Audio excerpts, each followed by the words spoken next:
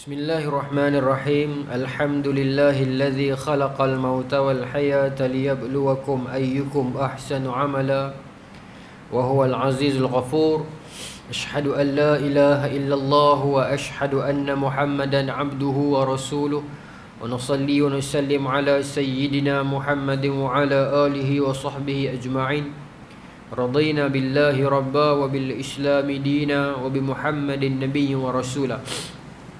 Tuan-tuan muslimin yang dirahmati Allah sekalian, Assalamualaikum warahmatullahi wabarakatuh. InsyaAllah tuan-tuan, malam ni kita menyambung lagi pengajian kitab Qasasul Anbiya karangan Al-Imam Ibn Kathir. Kita berhenti lama dah. Bulan 2 lah, Bulan 2 lah. Bulan 3 puasa, bulan 4 raya, bulan 5 bulan lepas saya ada program sikit tak ada balik. Maka ni baru kita sambung pula. Kita berhenti bulan 3 hari tu pada kisah Nabi Allah Lut alaihi salam. Tergantunglah, kita berhenti, saya bagi recap sikitlah.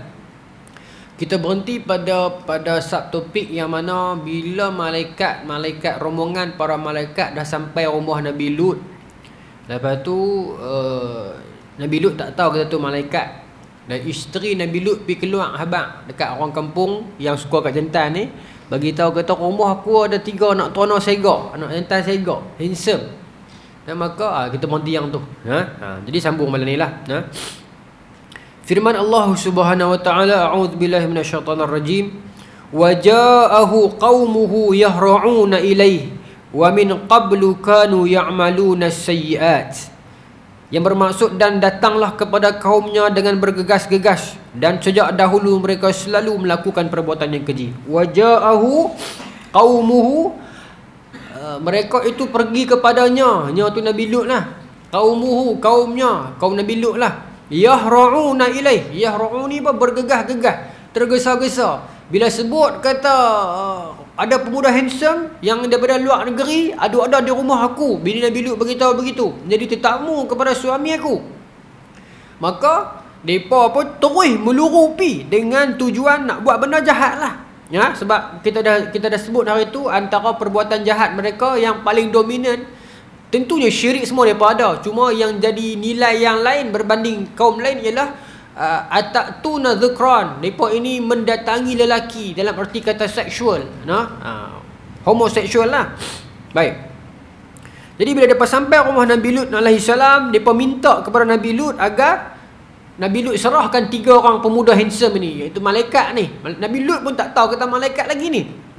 Minta. Maka Nabi Lut larang, Nabi Lut tak bagi. Nabi Lut kata ada ramai lagi perempuan-perempuan yang halal bagi kita, bagi hampa. Ambil lah. Dia pun kata tak, hang pun tahu apa yang kami nak sebenarnya. Okey, baik. Okey, dekat tu. Kemudian depa tekan juga Nabi Lut alaihi salam. Nak juga pemuda tu. Di masa tu Nabi Lut alaihi salam dengan 3 pemuda ni duduk dalam rumah, tutup pintu. Mereka duduk ada di keliling rumah dengan duduk hendak, dengan duduk ketuk pintu, suruh buka pintu juga pasal nak mendatangi 3 orang pemuda ni.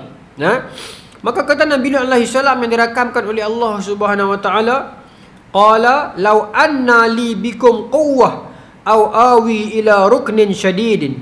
Kata Nabi Lut, seandainya aku ada kekuatan untuk menolak kamu, atau kalau aku dapat berlindung kepada keluarga yang kuat. Maknanya apa tuan-tuan? Dalam ayat ni nak beritahu kat kita, Nabi Lut keseorangan pada masa ni, tak ada siapa. Nabi Lut kata, kalau aku ada kekuatan, aku perang dah dengan hampa, aku tolak dah hampa, aku lawan dah dengan hampa. Siapa hampa ni? Kaum LGBT ni lah, kaum homoseksual ni.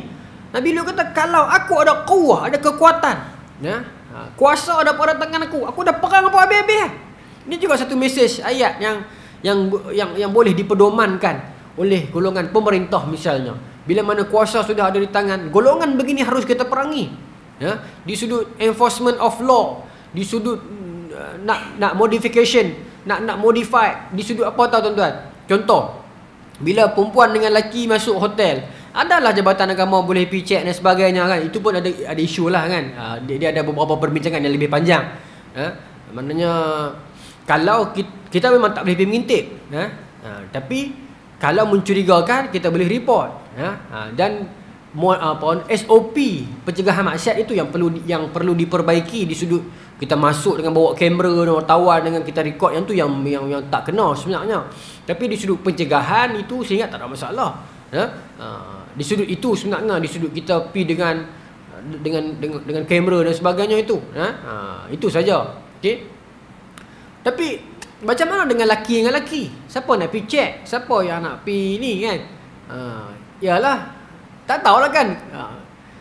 Maksudnya kena ada perbincangan ke arah itu. Macam mana prosedur dia, kan? Kalau nampak mencurigakan, kalau macam kan, ataupun kalau bukan di hotel-hotel pun mungkin susah, sebab dia pun tak perlukan hotel pun laki dengan laki ni. Dia pergi rumah pun boleh, siapa nak syak kan?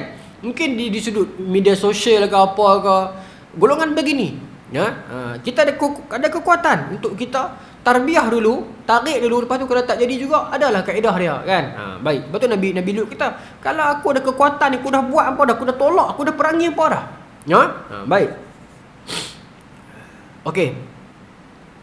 Sambung Mungkin Nabi Lut memperingatkan mereka agar pi cari perempuan ni. Ini benda yang tadi memperingatkan mereka agar mendatangi isteri-isteri mereka.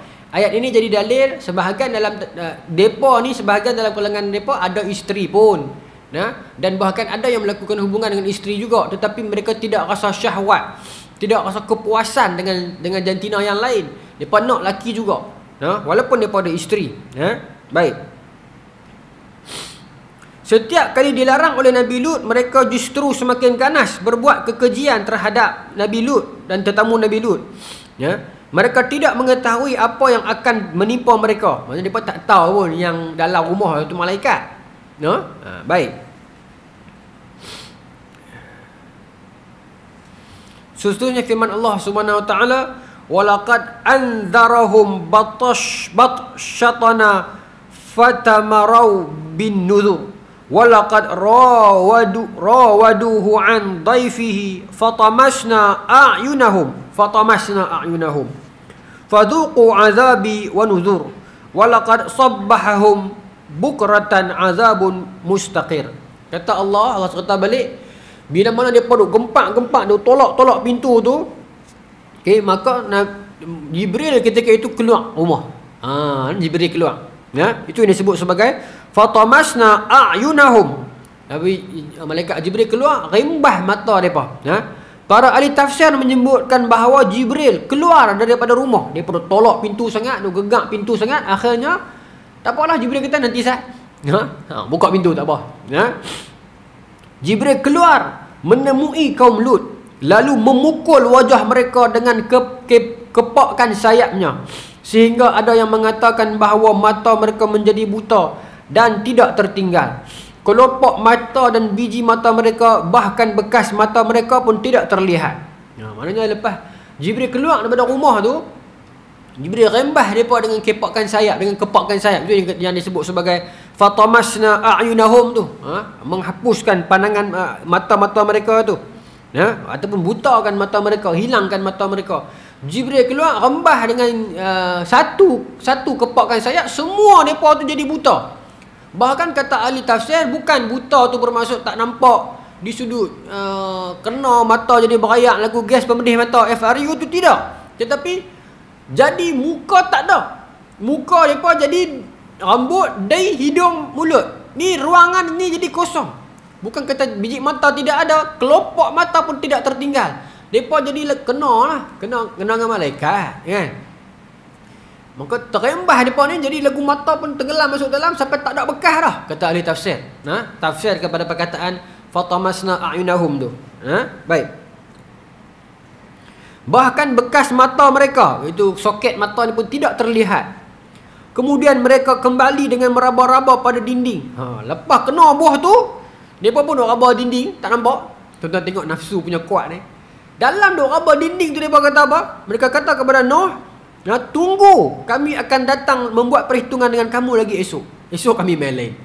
Yang ni sihir ni, yang kena mata kami tak apa. Balik kami buat iodine ke apa ke jadi elok balik. Esok kami main lain. Itu tuan-tuan, kekuatan nafsu. Tuan-tuan, nafsu antara makhluk yang cukup degil, yang cukup besar. Kata Al-Imam Al-Ghazali, benda yang paling besar atas dunia ni nafsu lah. Nafsu. Tapi nafsu, kalau ikut psikologi, orang nafsu syahwat ni dengan orang takut ni dia duduk sekali. Jadi dia tak boleh berkumpul salah satu dalam masa yang sama. Dia tak boleh, nafsu syahwat dia ada, takut pun dia ada duduk serentak. Tak boleh. Maksudnya bila dia ada syahwat dia naik, takut dia turun. Bila takut dia naik, syahwat dia turun. Sebab tu kalau orang nak buat hubungan, dia boleh pergi ke tempat-tempat yang kalau waktu besok ni dia tak pergi lah, waktu tu takut. Lorong yang orang kata berantu ke, kawasan bukit-bukit, jalan lereng-lereng bukit ni orang tak lalu lah. Tapi kalau my time ayak naik kepala, orang muda kata, dia pergi tang tu. Masa tu takut tak ada. Pasal apa? Orang yang sama takut tu, orang yang sama syahwat. Tapi bila ada takut kepada Allah misalnya, takut dosa, maka syahwat tu akan turun. Ini psikologi lah. Dia duduk dalam satu orang. Bukanlah satu orang. Saya kata dalam satu orang, dia mungkin dalam satu nerve ataupun channel dia. Di sudut emosional dia begitu. Baik. Okey. Sebab tu depa ni takut tak ada. Tu yang syahwat naik sedia tu. Baik. Allah berfirman, yang bermaksud, dan sesungguhnya mereka telah memujuknya agar menyeru tetamunya kepada mereka, lalu kami butakan mata mereka dan rasakanlah azab kami. Tadi tu. Baik. Azab terjadi setelah para malaikat menyampaikan dua perintah kepada Nabi Lut, iaitu menyuruh Nabi Lut dan keluarganya agar pergi meninggalkan negeri itu pada akhir malam, dan jangan sampai ada seorang pun yang menoleh belakang ketika mendengar turunnya azab. Malaikat pesan kat Nabi Lut, malaikat Jibril pesan kepada Nabi Lut, azab akan sampai subuh lagi. So, keluar sekarang. Alaysa subha qarib, kata malaikat Jibril. Bukankah subuh dah dekat? Keluar sekarang. Kalau kita lihat balik ayat ini, kita perhati balik daripada bulan 2 hari tu, kalau tuan-tuan ingat, tetamu ni mai rumah Nabi Lut, mai masuk kampung Nabi Lut sebelum senja, dekat-dekat senja. Jadi Nabi Lut pergi ambil, orang masuk rumah, katalah dekat-dekat maghrib. Kemudian terus yar'una ilaih, depa terus mai serbu rumah Nabi Lut. Mungkin kita ada 8 suku, 8-20 lebih kurang ni, saya bagi timeline cara mudah kita faham ni. Kemudian malaikat Jibril beritahu dekat Nabi Lut yang azab depa ni Allah takdirkan waktu subuh. So sekarang hang kena keluar sekarang juga, keluar secepat yang boleh, pi sejauh yang boleh, sebab kata malaikat Jibril, subuh dah dekat dah. Kalau di sudut masa ni isyak Nabi subuh tu dia panjang lagi. Tapi kenapa dia kata dah cepat dah dekat dah? Pasal nanti bila mai azab itu, coverage area yang akan terkena azab tu luas. Jadi dan azab yang akan kena saat lagi ni, azab yang paling dahsyat akan pernah kena kepada manusia ni. Dalam tempoh itu yang paling dahsyat sekali. Tak pernah azab kena seteruk itu. Maka malaikat Jibril kata keluar sekarang, pi sekarang juga, sebab nak dekat dah. Dekat tu bukan bererti dekat, tapi bererti hang kena keluar sejauh yang boleh. Baik. Dan malaikat pesan kepada dia, jangan pandang belakang.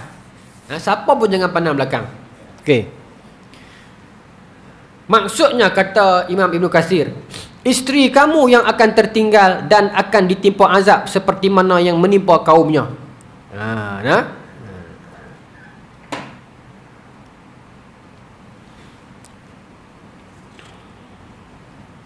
Baik. As-Suhaili mengatakan bahawa nama isteri Nabi Lut itu ialah Walirah. Walirah nama dia. Baik.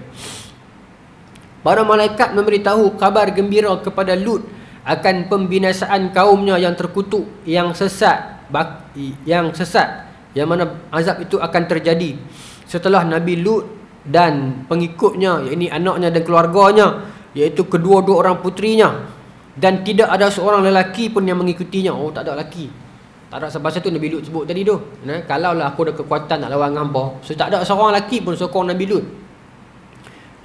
Maka para malaikat kata keluarlah saat lagi. Dengan keluarga hampi, keluar sejauh yang boleh, jangan pandang belakang. Kenapa? Kerana masa itulah isteri Nabi Lut akan pandang belakang dan dia akan patah balik pergi dekat kaum dia. Pasal dia tak percaya kepada apa yang dibawa oleh Nabi Lut AS. Baik. Menurut Ahlul Kitab, malaikat itu menyuruh Lut agar pergi mendaki ke puncak gunung. Ini menurut Ahlul Kitab. dan di sanalah dia akan beribadah dengan tenang. Ada pula pendapat mengatakan salah satu malaikat memintanya agar pergi ke kampung yang terdekat.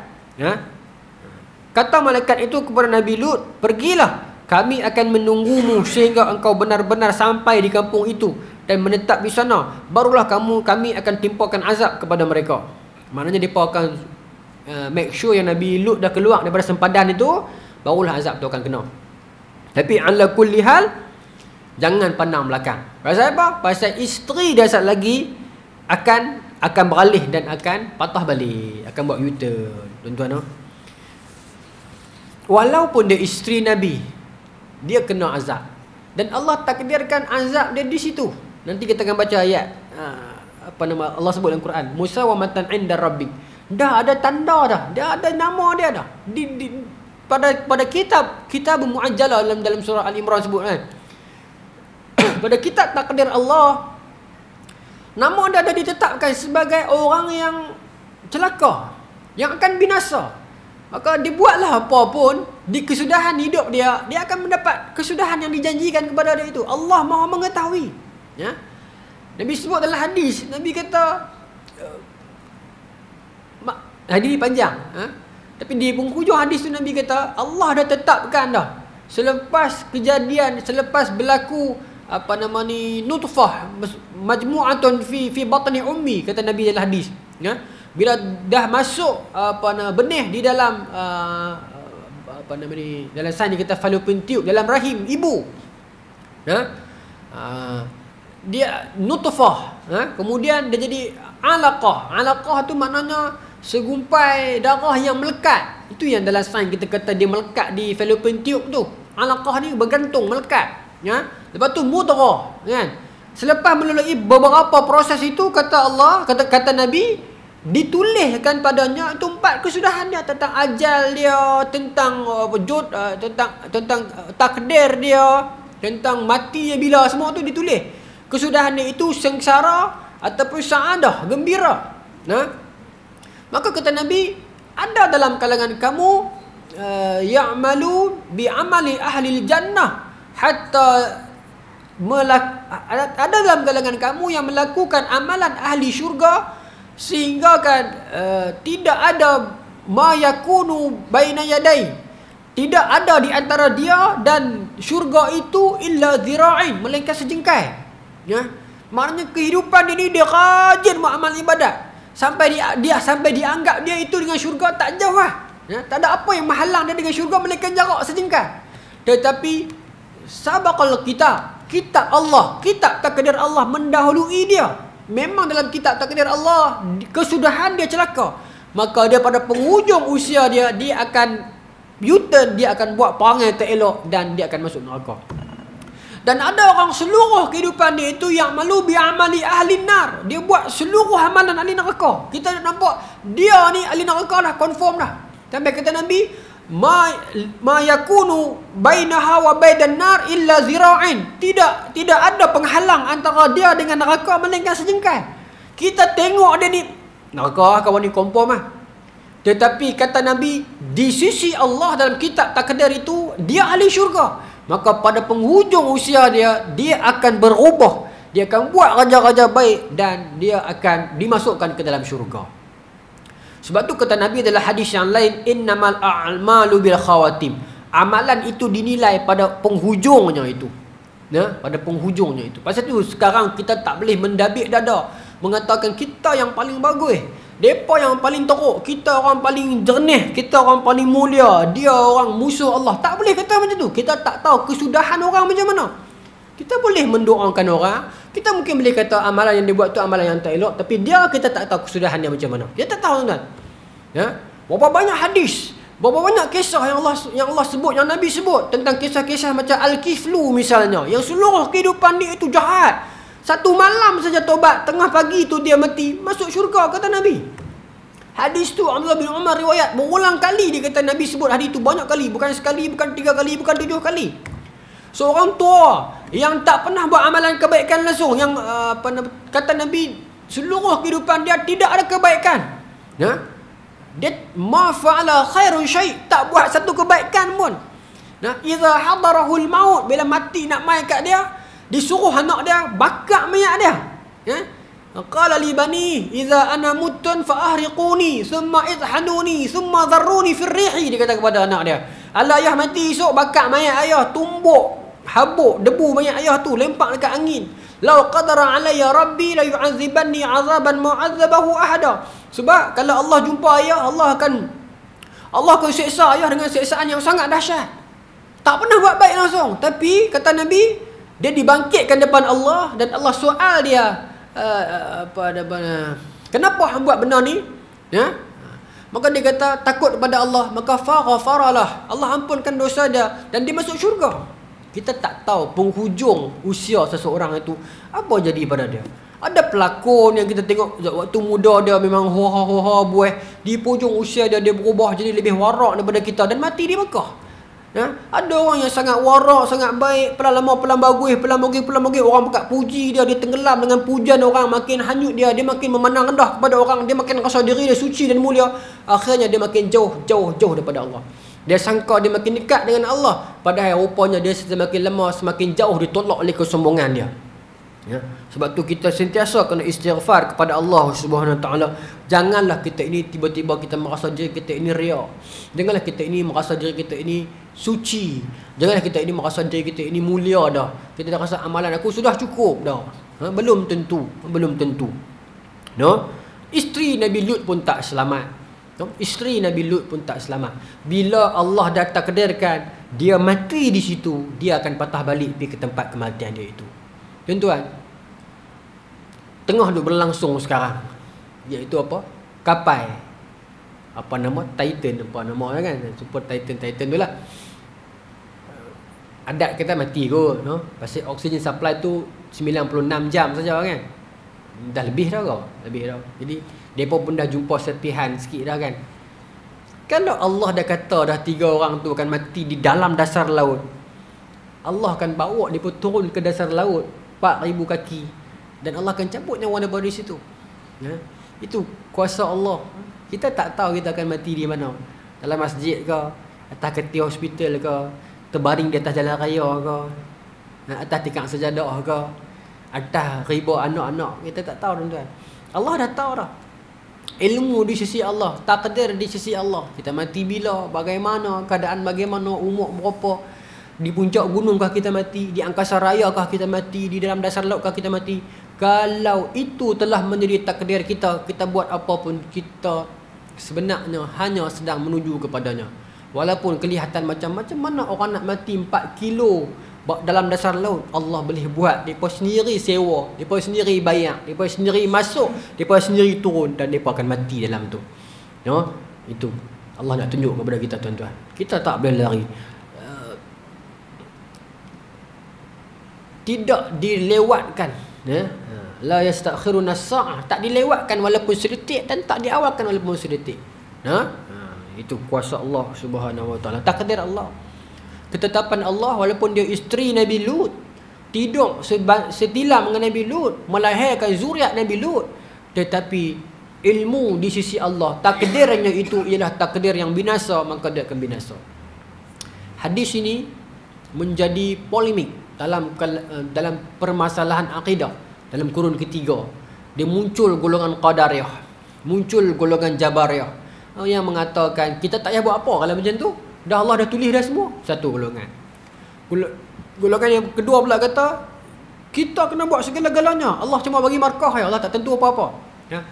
Tetapi datang Al-Asy'ariyah dan juga saudara salafus soleh mengatakan kita usaha, ikhtiar, Allah akan tentukan. Meskipun Allah dah tulis dah, tetapi berdasarkan ikhtiar kita yang kita akan buat ni. Macam mana tu? Itu kuasa Allah. Ya? Allah tak bergantung kepada masa, Allah tak memerlukan masa, Allah tak perlu follow garis masa sebab Allah yang cipta masa. Allah Khaliq tak bergantung kepada makhluk. Masa adalah makhluk. So kita jangan fikir macam mana, Allah dah tahu dah, tapi kita baru nak buat, tapi kita kena usaha juga. Tak. Kita jangan fikir kita buat amalan elok, kita ikhtiar, sembahyang, buat amalan, tawakal, khauf wa raja, takut pada Allah dan harap pada Allah, minta kepada Allah. Betul Nabi ajak kita Ya muqallibal qulub, tsabbit qalbi ala dini. Ya Allah yang membolak-balikkan hati, pegang hati kami pada jalan agamamu. Duduk macam tu selalu. Kita dah main surah ramai. Surah ni tuan-tuan, saya duduk ceramah tahun ke-8 dah ni. Daripada saya bujang sampai anak 2. Daripada kecil sampai ekor sejuk ni. Ramai. Saya perasan lama dah tahun ni. Ramai semayang. Sagi isyak lagi ramai. Seronok tuan-tuan. Doa kepada Allah. Rabbana la tuzigh qulubana ba'da is hadaitana. Ya Allah, jangan pesongkan hati kami ba'da is hadaitana, selepas dah bagi hidayah kepada kami. Doa yang tu kena gerak agar Allah pelihara kita atas jalan Allah. Kita istiqamah lah buat apa-apa amalan walaupun kecil, tapi kita pastikan amalan itu kita istiqamah. Tuan-tuan, saya nak seru saya dan tuan-tuan agar kita ada satu amalan. Yang amalan tu kalau boleh rahsia kita dengan Allah saja. Kalau boleh isteri pun tak payah tahu. Kecil pun tak apa amalan tu, tapi ada satu. Dan kita simpan betul-betul, itu hanya saya dan Allah saja yang tahu. Saya harap kita setiap seorang ada. Kita pulanglah sedekah RM1 ke, bela jiran sebelah rumah ke, bagi makan kucing tepi jalan ke, apa yang kalau boleh, yang tu aku dengan Allah cukup lah. Kalau lah amalan lain aku semua katalah dipotong nanti pasal aku ada riak ke, pasal orang tahu ke, tapi aku harap satu ni ada kekurang-kurangnya. Jadi solid hanya aku dan Allah yang tahu. Simpan betul-betul, dan itu jadikan amalan itu istiqamah. Dan cadangan saya kalau boleh amalan itu jangan buat besar-besar. Sebab kalau besar-besar nanti kita tak larat nak himpun, tak larat nak buat, tak larat nak istiqamah. Kecil-kecil sudah. Katalah tuan-tuan kata aku wajib atas diri aku sehari RM1. Aku pergi sarapan pagi-pagi beli nasi lemak RM1 ada lagi kalau ni. Aku bagi lagi RM1. Abang siapa nak beli ambil. Contohlah RM1 sehari. Buat dah 40 tahun dah. Teruskan. Adapun aku amalan aku kok mana pun aku akan pastikan aku bangun pagi, buka mata, wajib akan sebut alhamdulillah dulu. Jadi aku pastikan yang tu. Simple. Ataupun aku akan pastikan aku hari-hari aku mesti selawat sekali, sekurang-kurangnya sekali, wajib atas diri ni. Usaha juga kau jangan terlepas. Buat. Ikut tuan-tuan lah. Masing-masing ada satu, simpan sungguh-sungguh solid rahsia kita dengan Allah. Amalan-amalan yang dalam syariat lah. Kemudian jadikan dia istiqamah. Sebab kata Nabi, wa inna ahabbal a'mal ila Allah ma duwima alaih wa in qal. Amalan yang paling Allah sayang pada seseorang hamba itu adalah amalan yang dia istiqamah buat, walaupun amalan itu sikit dan kecil. Ada satu. Bagi ada satu. Jangan putus yang tu. Saya kok mana pun, bukan saya lah, saya bagi contoh. Aku ni kok mana pun setiap minggu Jumaat aku akan bagi juga paling kurang RM1. Tak apalah. RM1 pun tak apa, tapi istiqamah sampai berapa puluh tahun saya hidup. Jadi kan itu amalan kita. Banyak tuan-tuan cara boleh buat, banyak cara boleh buat. Bagi makan kucing pun tak apa boleh. Ikut mana kita rasa elok buat. Baik. Maka isteri Nabi Lut patah balik. Falamma jaa amruna ja'alna 'aliyaha safilaha. Bila telah sampai janji Allah, bila sampai ketetapan Allah, maka Allah jadikan bumi itu 'aliyaha. Malaikat Jibril korek dengan hujung sayap dia naik, 'ali. Naik. Safilaha, ditelangkupkan, ditekan jatuh balik atas tanah. Jibril memporak-perandakan negeri itu dengan sayapnya. Negeri itu terdiri dari 7 kota yang dihuni oleh beberapa orang penduduk. Dikatakan mereka itu seramai 400 nyawa. Tetapi ada yang mengatakan 400,000 nyawa. Tak apalah berapa pun. Penduduk-penduduk kota dalam negeri itu semuanya diangkat sampai ke langit. Congkeh naik sampai ke langit. Hingga para malaikat mendengar suara ayam kokok dan gonggongan anjing. Dengar habis suara binatang apa semua ni naik. Macam gambar Avenger saya tengok. Saya seorang tengok sekali lagi. Korek naik, bumi tu naik. Naik. Bukan seluruh bumi, kawasan kota sempadan tu saja. Tekan dengan sayap ni, korek congkeh naik. Naik sampai ke atas. Kemudian diterpelangkupkan dan ditekan jatuh ke bawah. Dan sampai hari ini kawasan itu, sampai hari ini pun sains geografi membuktikan dia kawasan paling rendah atas dunia. Daratan yang paling rendah di situ sebab ditekan sampai ke rendah. Baik. Itu yang jadi pada mereka. Okey.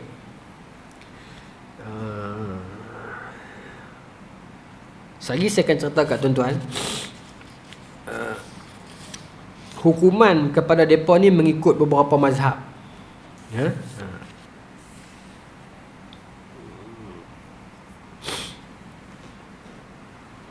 Baik. Sambung Selepas dia terlangkukkan begitu, kata Allah, wa amtarna 'alaiha hijaratan min sijilin mandud. Allah rejam depa pula dengan hijaratan min sijil, daripada batu-batu daripada neraka. Ya. Batu-batu daripada neraka Allah bawa mai. Selepas depa diangkat terlangkuk tu, diangkat naik tu, batu pun mai rejam depa pula. Dan kata Allah, musawwamatan 'inda rabbi. Dan batu tu mai cari setiap seorang. Itu yang dikatakan tadi takdir Allah tu. Takdir Allah tu maknanya Allah dah tetapkan. Maknanya tuan-tuan apa? Maknanya apa? Batu tu dah ada nama dah. Dia macam ICBM tau tuan-tuan. Intercontinental Ballistic Missile kan, yang apa? Roket yang pi bom negara orang, yang dia ada koordinat dah. Ya. Esok ke lusa Malaysia akan lancarkan satu satelit kan. Satelit kecil lah. 10 meter kecil lah. Satelit Angkasa X. Kita akan lancarkan 27 Jun. Bila? Berapa bulan? Esok ke lusa? Esok lah. Esok lah. Nanti bila satelit tu dah ada, kita punya adalah sistem kita tu boleh check kebarangkalian nak berlaku banjir, gempa bumi, semua tu boleh check lah. Sebelum ni kita pakai data satelit negara luar, jadi terdedah sikit lah maklumat kita ni kan. Bila kita pakai satelit sendiri ni lebih secure lah. Saya dekat Malaysia yang buat tu, Angkasa X. Dia tiru macam, bukanlah tiru, kebetulan sana buat SpaceX kan, siapa dia ni, kita buat Angkasa X. Tak apa, tapi naik itu setiap batu itu musawamatan tu ada tanda lah di sisi Tuhan tu. Setiap seorang tu ada takdir dah. Batu ni cari Mat, batu ni cari Mek. Ini tak boleh pun nama orang kita, orang pun nama. Batu ni cari John, batu ni cari boh nama orang putih boh lah nama orang lain lah. Cari. Maknanya apa tuan-tuan? Batu tu juga ada nama isteri Nabi Lut. Baik tak? Pasal tu dia lari kok mana pun, dia akan patah balik ke tempat kebinasaan dia. Ke tempat kebinasaan dia. Macam kita dah baca kisah Nabi Allah Hud dulu, ingat tak? Kisah Nabi Allah Shu'aib nanti kita akan pi. Yang mana Allah takdirkan depa ni panas sangat. Kemudian Allah takdirkan ada pokok hujan. Depa bakat meluru pi kat pokok hujan tu. Duk tunggu hujan, rupanya bawah tu lah depa kena azab. Allah boleh buat tak perlu pun azab meligan kita. Kita akan lari pi ke azab. Pasal tu saya ingat saya cerita dah di surau ni. Kalau tak cerita lagi, ni cerita. Kalau cerita dah ulang kaji. Saya bersembang dengan seorang pegawai kerajaan ni lah. Dulu saya ceramah di sekolah Tunah Bakti, tapi bukan Tunah Bakti di sini. Tunah Bakti kan banyak di Sungai Besi. Ada program dengan mereka, habis tu buka puasa. Dia, masa dia buka puasa tu dia tanya saya, dia kata, "Ustaz, setuju tak orang Israel masuk Palestin ni?" Saya kata tak setuju lah. Dia kata saya setuju. Saya dengar apa? Dia tua lah, dia dosa lah, dia turun. Saya kata pasal apa setuju? Saya kata hati lah, apa orang tua ni kan. Saya kata pasal apa kata setuju? Dia kata, "Ustaz tak rasa ke itu adalah proses Allah nak permudahkan kerja kita?" Saya kata pasal apa? Saya kata Yahudi kan seluruh dunia. Pakcik ni kata lah. Orang tua ni kata, bukanlah orang tua sangat, 50-an lah. Pegawai dia kata lah, hormat. Pegawai ni kata, dia kata, bukankah Yahudi duduk satu dunia, bertebaran? Maka bila jadi Israel negara haram tu, dia pun pakat berimpun, biar ramai. Rumpun di satu tempat. Esok Allah nak azab dia bawa sekali piah lah. Semua kena, sedah. Nabi Isa nak main pukul dia apa sekali lah, senang. Dia pun lari berimpun siap-siap. Itu teori dia. Betul ke tak betul tuan? Dia boleh bagi teori lah, tapi tak boleh menghalalkan. Mana boleh. Israel dia main duduk tu negara haram. Dia tindah. Dia bunuh saudara mara kita. Dan satu lagi, Allah tak perlu pun nak kena himpun, pedor, kira cukup bagi dah. Allah boleh buat. Dia kena azab terpisah-pisah di mana-mana. Kan kisah Nabi Allah Ibrahim AS, yang Allah suruh Nabi Ibrahim kerat 4 jenis burung, pisah-pisah baling di 4 jenis gunung. Kan? Allah boleh panggil balik. Boleh buat. Allah Maha Kaya, Allah Maha Esa, Allah Maha Kuasa, Allah boleh buat. Ya. Walaupun teori tu kelihatan macam bijak lah. Bukan saya nak kutuk ni, saya kata bagus lah. Tuan ni dia critical thinking. Cuma di sudut ni tak apa sedap lah. Sebab kita takkan kita nak menghalalkan benda tu. Orang Palestin kena tindas, kena bunuh, kena rampas tanah secara haram kan. Okay? Bukan macam tu. Tapi kalau Allah takdirkan macam kes ni, tak apalah. Nah, Allah yang takdirkan begitu, dia lari pi duduk di bawah tu. Nah, baik. Jadi di sisi Allah ada tanda. Pukul berapa tuan-tuan jam? 8.40. Isyak ke berapa? Tanya saya siap malam ni. Lambat ke? Tak lama orang. Lebih kurang tu. Semalam saya ceramah di Poh Jaya. Aircon dia 2 kali tuan-tuan. Saya keluar apa nama ni? Kabuih ni. Spek mata ni. Semalam sesemua terus sampai kali ni. Kan? Saya kata kat banyak tak apa. Surau Taman Mansuri depa okey. Depa jenis kita. Hari ni saya make aircon kuat. Tuan-tuan berkubuh ah. Berkubuh betul dia kuat ah. Tak apa, tak ada masalah. Tapi kita berhenti awal sikit tu. Dia tak tahan. Berasa ambil ke tulang. Azan isyak kita berhenti. Ha? Ibu kita habis ni. Cuba tuan-tuan jangan pelan lah. Tak apa-apa. Tuan-tuan tak ada masalah. Tuan-tuan suka sejuk tak apa. Tak ada masalah. Saya kurus tu saya tak tahan. Baik.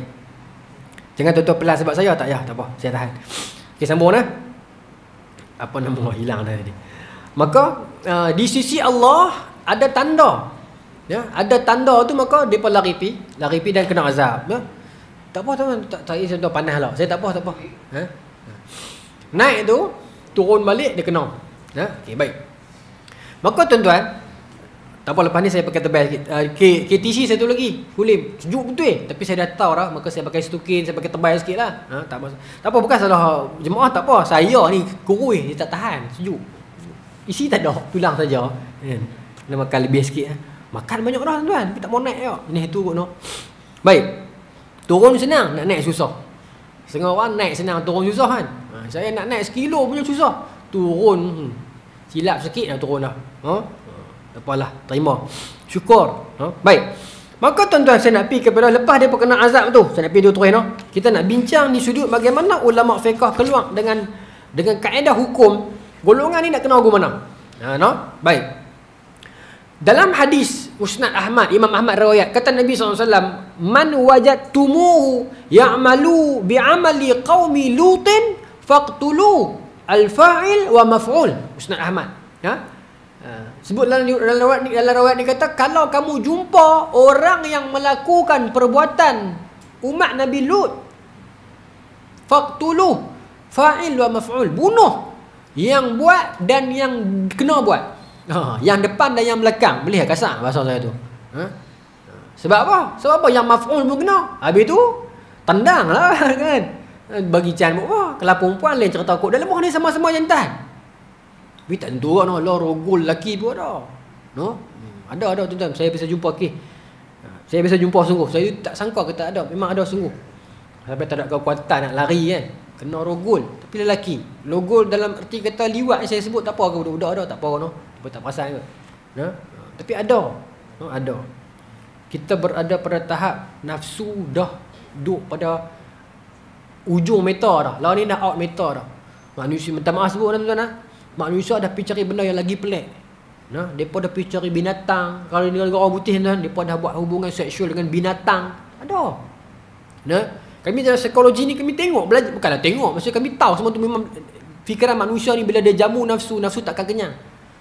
Habis cara neutral, cara fitrah lelaki dengan perempuan, dia akan pergi lelaki dengan lelaki, dia akan pergi cara lagi pelik, dia akan pergi cara lagi merapu.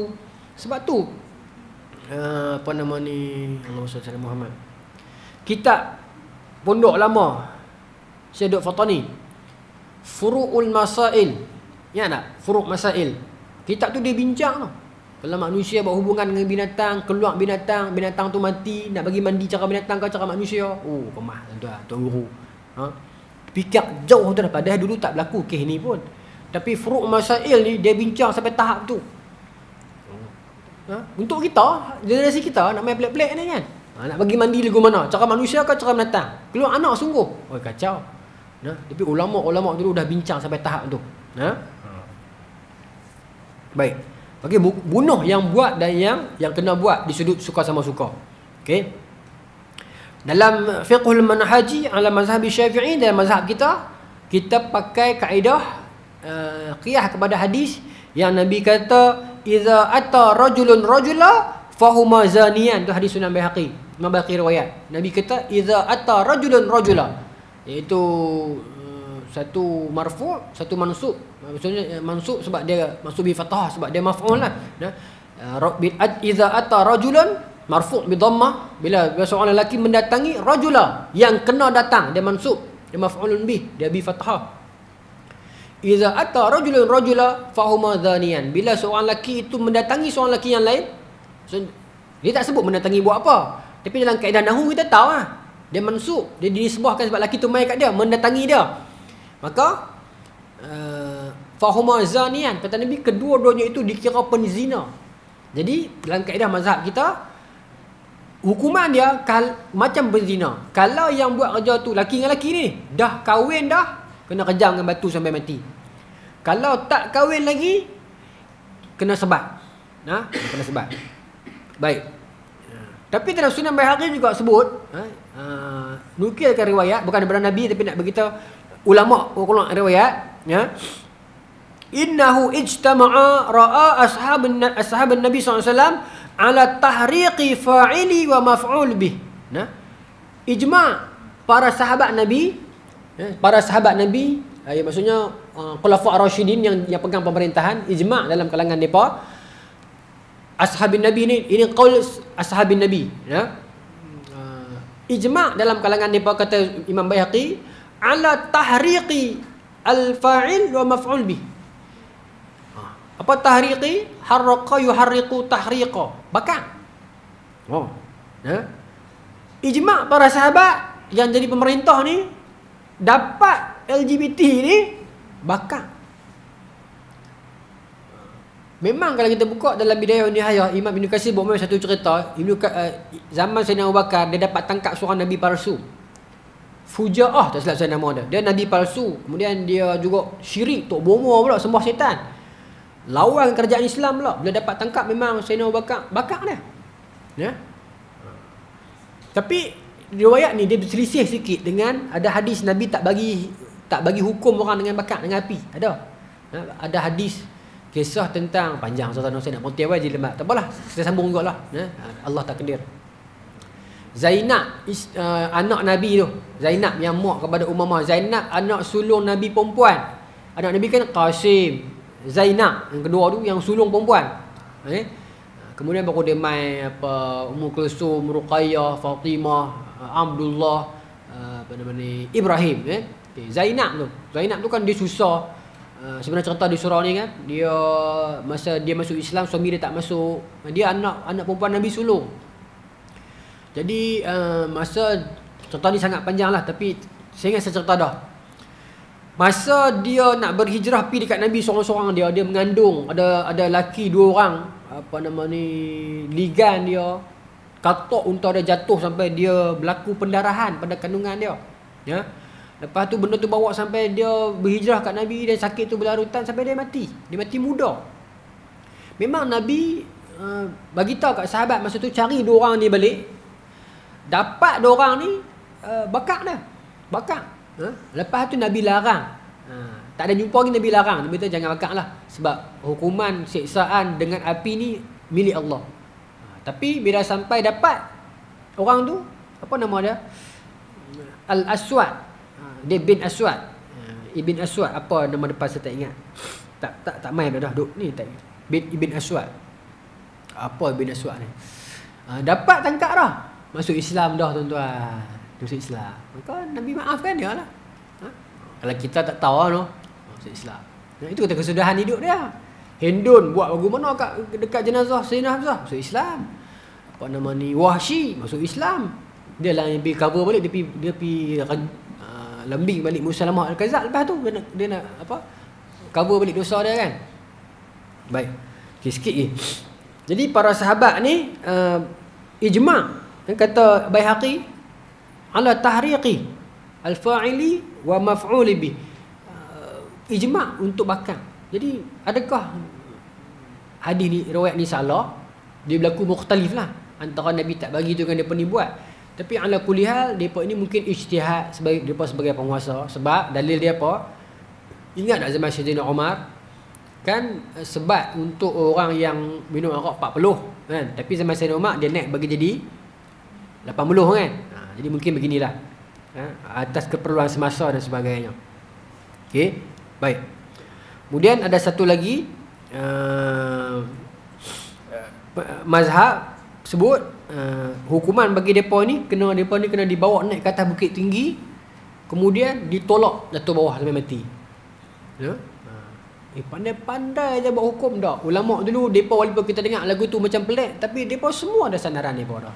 Nah, saya tak ingat mazhab apa. Tapi ada saya baca. Kerana kalau pelaku homoseksual ni kena naik diheret naik ke tempat tinggi, ditolak jatuh sampai mati. Pasal apa? Tuan-tuan agak-agak pasal apa? Cerita tu Ana. Tuan-tuan agak-agak sebab apa tuan-tuan keluar macam tu? Kaedah tu. Dia pun istimbat base on apa? Qiyas kepada siksa tadi ni. Betul tak? Kata Allah apa? Bila mai janji kami, Allah angkat bumi tu aliyah safilah. Bumi tu. Jadi ulama istimbat. Kalau keluar hukum macam mana nak hukum depa ni? Kita naik depa tempat tinggi, tolak jatuh bawah bagai mati. Sebab tu para ulama ni tuan-tuan, kebijaksanaan mereka dalam nak istimbat hukum ni, kita yang mai kemudian ni ikut je. Sebab depa dah kemah dah tuan-tuan. Tuan-tuan tengok contohnya macam dalam hukum lelaki pegang perempuan batal wuduk tak batal wuduk. Dia berbeza di sudut mazhab kan. Mazhab kita batal. Sebab kaedah dia dalam Quran sebut aula mastumun nisa. La masa dalam kaedah saraf, la masa ni dia fi'il rubai wazan kedua, fa'ala. Dia fa'ala yufa'ilu mufa'alatun. Bermaksud dia melibatkan both parties, melibatkan dua. Bermaksud aku pegang hang pegang aku baru jadi. Jadi ulama yang mengatakan tak batal sebab berdasarkan kaedah tu.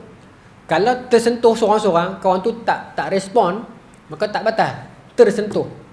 Satu. Kaedah tu. Habis tu adakah mazhab kita salah? Tak, sebab memang ada bacaan au lamastumun nisa. Maksudnya dia la tu tak panjang. La masa. Dia la masa pegang. Dia bukan la masa saling memegang. Jadi bila kita pegang bermaksud siapa pegang pun batal. Ada qiraat itu. Okay, ada satu. Kemudian ada yang dia macam mazhab Hanafi kata la masa dalam Quran saling berpegang ni bukan bermaksud saling sentuh, tapi itu adalah sebagai satu lafaz sindiran kepada lafaz metafora kepada persetubuhan, bukan pegang. Sentuh tu bermaksud persetubuhan lah. Kata macam tu pula, ya, tak salah. Semua ni tak salah. Empat-empat ni tak salah. Ya? Kita yang main ni yang kalau duk bergaduh ni jadi salah, ya? Sebab masing-masing mereka ada hujah. Mazhab Hambali pula kata ada kaedah dia pula. Sebab apa? Pakai hadis. Ada hadis sahih Siti Aisyah kata Nabi semayang malam, tengah malam, aku duduk tidur tepi tu. Bila Nabi nak sujud, Nabi ubah kaki aku. Jadi kalau di sudut itu suami pegang isteri tak batal lah. Mazhab Hambali. Kaedah tu pula. Hadis tu ada. Oh, habis tu kita mazhab kita salah. Tak salah juga. Ulama mazhab kita pula bincang balik. Siti Aisyah tidur, hadis tu tengok sebab buruk dia time bila musim sejuk. Tidur pakai selimut ke tak pakai selimut? Kalau pakai selimut mungkin Nabi ubah tu kaki tu di dalam selimut berlapik. Sampai teratu tuan-tuan dia berbincang. Sampai fikir cari sebab urut hadis. Bila berlaku hadis tu? Time musim bila? Allahu akbar. Habis tu mazhab Hambali salah. Tak juga. Pasal mazhab tu dia tak pakai ihtimal. Tak boleh bermungkin-mungkin, tak boleh. Tak boleh kata selimut ke tak selimut, tak boleh. Boleh kata ubah kaki lah. Panjang lah. Tapi saya bukan nak kata siapa salah. Saya nak kata mazhab Hanafi betul, mazhab Maliki betul, mazhab Syafi'i betul, mazhab Hanbali betul. Tapi di Malaysia ni kita dah setuju mazhab Syafi'i, kita ikut tanpa kita mengatakan mazhab lain salah. Itu saja. Kan? Itu saja. Cuma hari ni tapi tak apalah, kita okey lah kot, tak mau panjang benda tu. Mana begitu? Itulah warna-warni bagaimana ulama terbitkan satu-satu hukum. Sama macam kaedah tadi ni.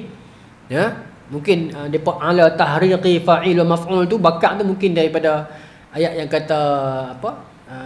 Wa amtarna hajaratan min sijil tu kan. Allah kejam dengan api batu neraka tu, mungkin dia. Sebab tu depa boleh pakai kaedah kejam dengan api tu kan. Kok mana pun depa ada hujah. Kita ni tak ada hujah ni, kita takut ni. Kalau kita duk kata ulama yang telah meninggal dunia, sama ada ulama tu ulama silam, ulama mutaakhirin ataupun ulama muasirin contemporary, kita yang duk kata ni, saya takut kita tak ada hujah. Tu yang saya risau. Saya risau golongan sekarang ni. Ya. Kita lidah kita ringan sangat nak merendahkan mana-mana ulama, sama ada dulu ataupun jadi dia pembahagian ulama silam, mutaqaddimin, ulama dulu, mutaakhirin dan ulama sekarang, muasirin. Kita lidah kita terlalu ringan nak merendahkan dan meremehkan ulama-ulama ni. Saya bimbang kita tidak ada hujah. Depa ada hujah. Kalau depa berbeza, ijtihad mereka salah ataupun perbezaan sesama mereka ada hujah. Kita tak ada. Kita ringan di mulut tu, takut kita esok bila akhirat kalau kita nak jawab apa depan Allah Subhanahu Wa Taala. Sebab tu Imam Abu Bakar Ayyash kata, Abu Bakar Ayyash untuk guru Imam Syafi'i. Dia kata ad-dukhul fil ilmi sahlun. Nak usaha nak masuk ke dalam ilmu senang ni dah. Masuk kelas, pergi dengar kuliah, mengaji, pandai. Kita masuk ke dalam ilmu sahlun, senang. Lakin al-khuruj minhu ila Allah syadid. Tetapi nak keluar dengan ilmu, maksudnya keluar dengan ilmu, maksudnya dah ada ilmu dah, nak bawa dengan ilmu tu, nak yang mana ilmu tu nak bawa kita pergi kepada Allah, yang tu yang susah. Takut kita ada ilmu dah, tapi ilmu tu instead of bawa kita pergi dekat dengan Allah, dia bawa kita lagi jauh daripada Allah. Dengan ilmu tu kita boleh kono ayat, kita tibai ni, kita kono ayat, kita tukar hukum ni, yang tu yang kita takut. Ya. Masa itulah kita kena jaga betul-betul amalan kita, tuan-tuan. Saya minta maaf lah, kita eloklah ke 9, alhamdulillah. Ya. Mudah-mudahan kita dapat amal dah sampaikan. Selesai dah sirah Nabi Allah Lut alaihissalam dengan umat dia. Bulan depan kita masuk kepada Nabi yang seterusnya. Wallahu ta'ala alam. Bismillahirrahmanirrahim. Allahumma razuqna fahman nabiyyin wa ifdal mursalin wa ilhamna malaikatil muqarrabin wa ahlina fi hidayatil arifin bi rahmatika ya arhamar rahimin walhamdulillahi rabbil alamin. Assalamualaikum warahmatullahi wabarakatuh.